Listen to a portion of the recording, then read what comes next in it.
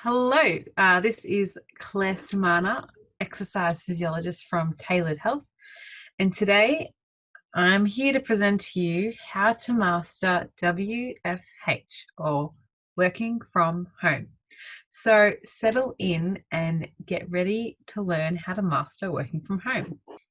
Movement meal versus movement snack. So as you can see here on the left, you've got a plate of pasta. Now this represents a meal you might have once a day. A movement meal is something that you prepare for, you have it once a day, in comparison to a snack, which is something that you pick on throughout the day. You might have it at a specific time. It doesn't take too much preparation, but yeah, you nibble on it and you can have it multiple times in the day. Now, if we move this into movement, some examples might be a movement meal would be if you're using your 60 minutes of outdoor exercise, you might be going for a run or a walk or a bike ride. You might be doing a Pilates or home-based exercise program, something where you're putting your exercise gear on, you're planning for it, and you might do it once a day, maybe once every 2 days, but that's your movement meal. And then on the right here, we've got this lady who is dressed in her work clothes. She's at her work desk. She's in between meetings, very busy day, but she's finding some time to do a movement snack. So as you can see, movement snacks, they don't need much preparation. They can take under a minute. And the idea is you snack on movement snacks just throughout the day. So by the end of the day, you've accumulated all these movements that you wouldn't have accumulated otherwise. So why am I here talking about movement snacks?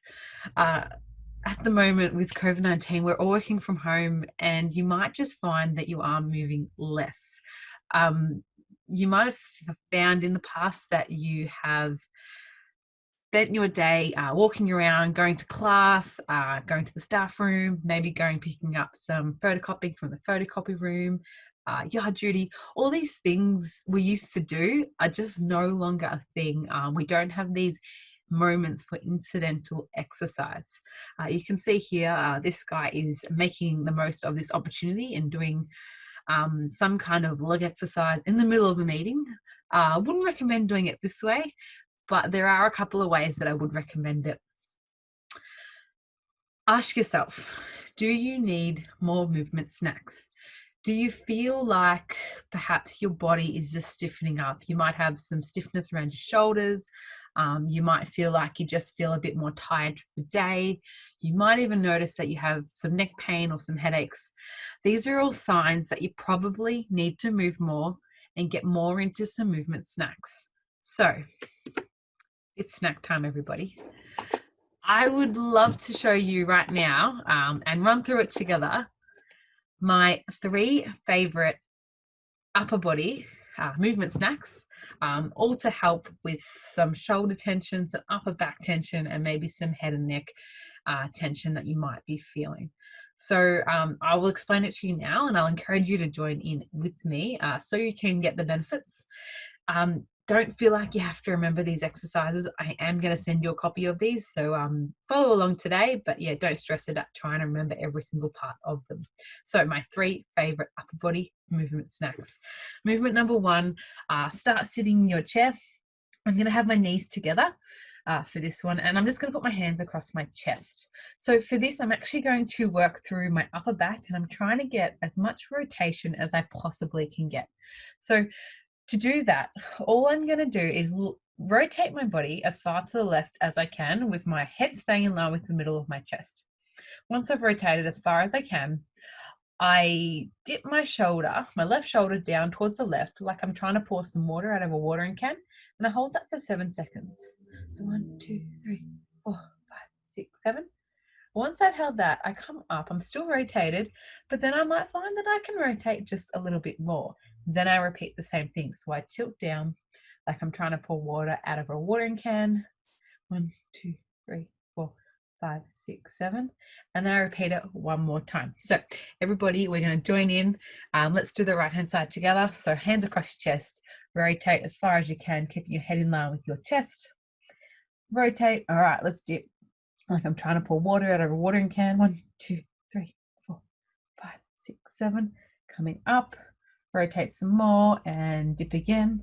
1, 2, 3, 4, 5, 6, 7. And then one more time. 1, 2, 3, 4, 5, 6, 7. So you might find that you just get a lot more movement and rotation through your upper back, and this can have really good implications in your shoulders, your lower back, your neck, and your head. So the more movement we get through your upper back, the better you're going to feel. Exercise number 2 is another one for your upper back. It works on rotation and little bit of a different way. It's called the open book. So for this one, you're going to start with your arms out ahead like you're diving into a swimming pool. Then from there, you're going to open up the page of your book like you're trying to stretch your chest out. From here, I'd like you to try and rotate as far as you can, trying to get a stretch all through your shoulder and through your chest. And then come all the way back in and close the page of your book. Going again, so opening the page of your book. You'll follow with your head. So every time you open the page of your book, try and get just that little bit further, pulling your arm back further and turning your head just a little bit further. So I like to do 10 on each side.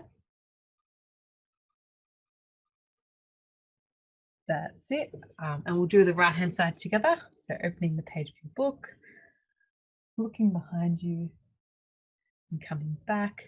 My feet are staying planted on the ground, but my upper body is trying to turn as much as I can.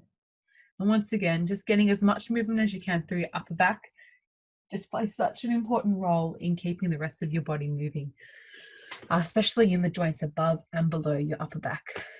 Now, my third exercise today is addressing specifically head and neck, and more specifically headaches.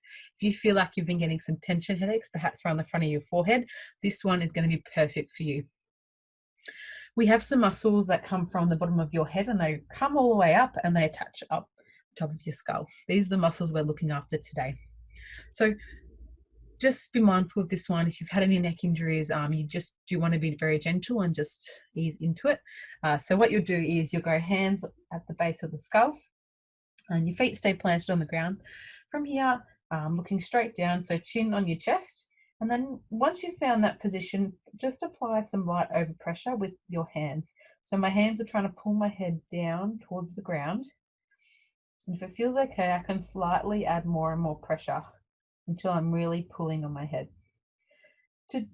Doing this creates length through the muscles through the back of my neck. And we're trying to just create length through those muscles. Now, the first time I do it for 10 seconds, come up and see how you feel. If you're feeling okay, you can go down for 20 seconds, okay? So we'll come down and hold for 20 seconds. So really just trying to create length through those muscles.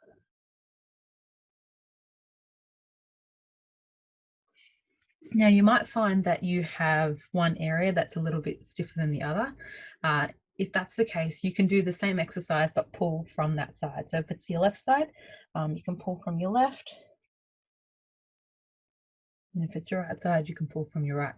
So that one is specifically addressing your head and releasing some of those potential headaches that you might be feeling. So they're the 3 movement snacks, like I said. But thank you for participating in today's movement snacks. I've had a ball. My name is Claire Samana from Tailored Health, and everybody get snacking.